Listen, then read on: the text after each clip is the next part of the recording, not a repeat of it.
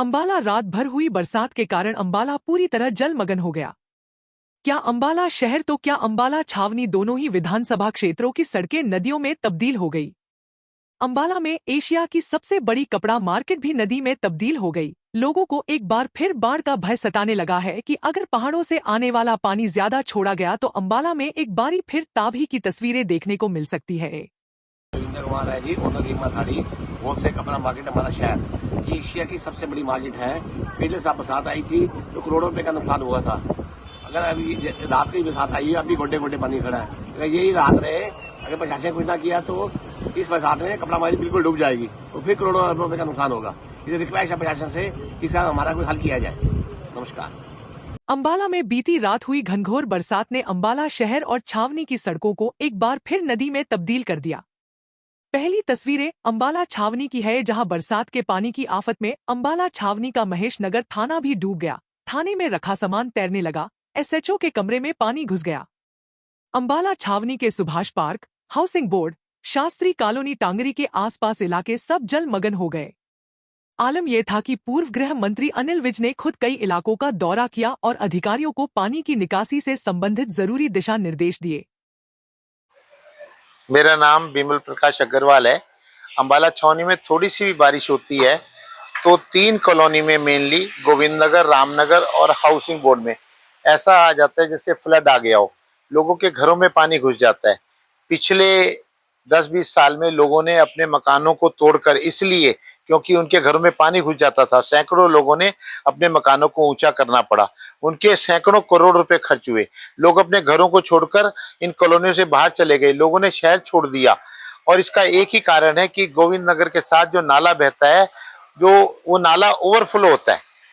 और वो नाला अगर ओवरफ्लो ना हो, पीछे से ये जो बबियाल से, बोसे और डिफेंस कॉलोनी का पानी लेकर ये नाला आ रहा है, अगर इसको पीछे से टांगरी में डाइवर्ट कर दिया जाए और इसको ओवरफ्लो होने से रोक दिया जाए, ये बड़ा सिंपल सा और आसान सा काम है।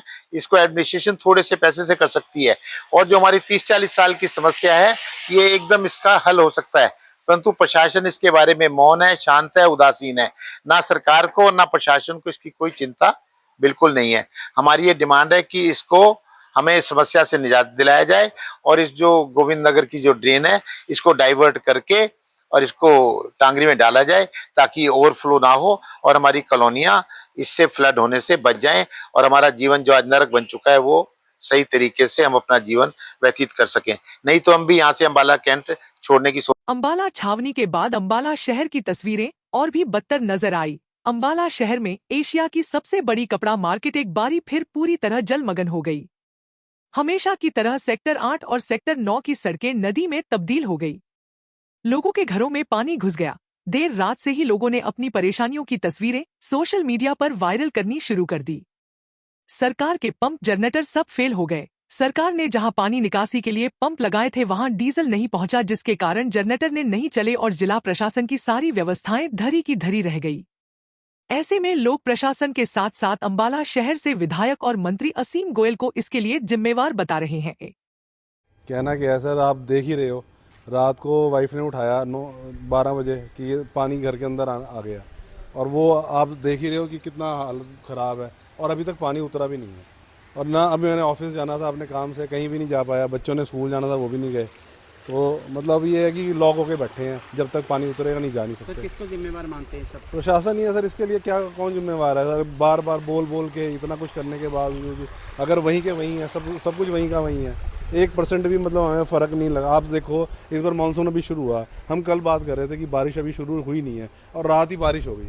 2 घंटे की बारिश ने ये हाल किया। तो आप समझो कि अगर ये रेगुलर बारिश 2 दिन जो नॉर्मल होती है एक बार हो जाए तो यहाँ क्या हाल होएगा हमारा सबका।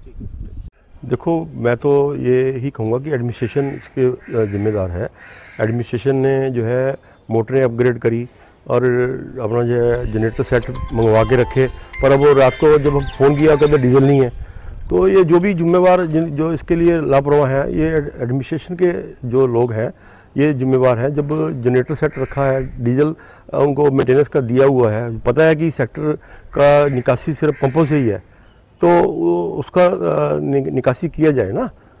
तो अगर ये अपना जो एडमिनिस्ट्रेशन प्रॉपर टाइम से जो है ये जनरेटर से चलाए तो इतना बुरा हाल ना होता। अब घरों के अंदर 1-1 फुट पानी आ गया, अभी तो पानी नहीं निकला। सामान खराब हुआ है काफ़ी घर का। हाँ, सामान भी खराब हुआ है, सामान भी खराब हुआ है। सामान सोफा सेट वगैरह जो है बेड पानी आ गया उसमें। अब जाके पानी थोड़ा अंदर का निकला, अभी बाहर का तो आपने देख ही लिया है।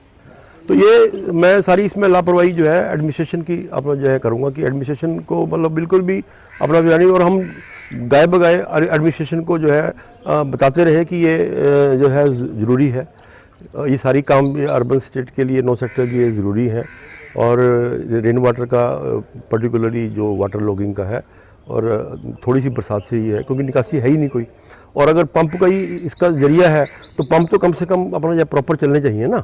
अगर पंप भी नहीं चलेंगे तो पानी तो अपना जाएगा ही नहीं। ठीक है, क्योंकि नाकामिया है मंत्री जो है काम कराने में सक्षम। मंत्री सुपरवाइज नहीं कर पा रहा। मंत्री को चाहिए कि जी जो अकाउंटेबिलिटी बनती है डिसमिस करो, सस्पेंड करो, कोई उनको कलम से कोई उनके खिलाफ एक्शन लो। अब ये रात का इंसिडेंट ही देख लो, अब जब जेनसेट्स में डीजल नहीं है, अब सरकार के पास कोई खजाना का कम, ये कहते हैं जी खजाना बहुत है, पैसे की कोई कमी नहीं। अब बताओ तुम्हारे पास डीजल तो तुम्हारे पास है नहीं डालने के लिए, कोई अकाउंटेबिलिटी फिक्स करो इसकी और उसको सस्पेंड करो किसी को जिसने ऐसी नेग्लिजेंस करके दिखाई है हमें।